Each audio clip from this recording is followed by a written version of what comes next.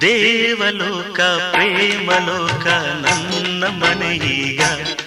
ಇಲ್ಲಿ ನಾನು ನನ್ನ ಹೆಂಡತಿ ನನ್ನ ಮಗುವೇ.